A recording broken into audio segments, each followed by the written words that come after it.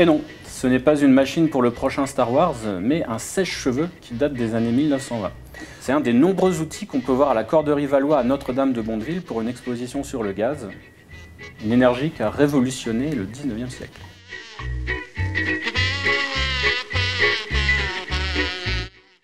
Je suis à présent avec Monsieur Lecuvier, président de l'association ASPEG. L'association ASPEG, elle fait quoi? Alors, l'association ASPEG, c'est l'amicale de sauvegarde du patrimoine électrique et gaz, qui trouve ses racines dans les deux grandes opérations faites par les entreprises EDF et GDF dans les années 1960-1970, qui étaient le changement de tension et le changement de gaz. Votre association, quel a été son rôle pour cette exposition?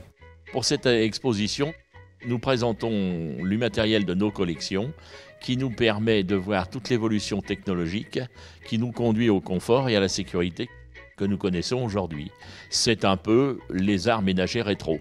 Alors, on apprend beaucoup sur l'histoire du 19e siècle et on voit beaucoup d'objets insolites, d'objets bizarres, d'objets rigolos. C'est exact, et on va vous en présenter quelques-uns en commençant, disons, par l'artisanat, c'est-à-dire le bar. Vous allez me faire un petit best-of. Alors cet objet-là, c'est un allume-cigare. C'est-à-dire que nous avions une flamme qui était ici en haut de l'objet, et pour couper le bout des cigares, on manœuvrait cette guillotine-là. Ici, c'est le cendrier. Et cette baignoire, c'est celle de Marat? Non, pas quand même. Cette baignoire date de la fin du 19e, début 20e siècle. Elle a la particularité, c'est d'avoir son brûleur gaz qui chauffe directement l'eau à l'intérieur. Mais non, voyons, c'est pas comme ça que ça s'allume. Ici, vous êtes devant une lanterne type Ville de Paris qui sont encore présentes sur les grands boulevards et les Champs-Élysées. La seule chose que l'on a fait, c'est qu'on a supprimé les brûleurs gaz pour mettre l'électricité.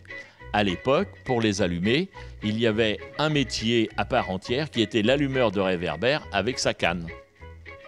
Bon, il me reste beaucoup à apprendre sur le gaz, je crois. Vu que l'exposition a cours jusqu'au 31 octobre, il me reste pas mal de temps.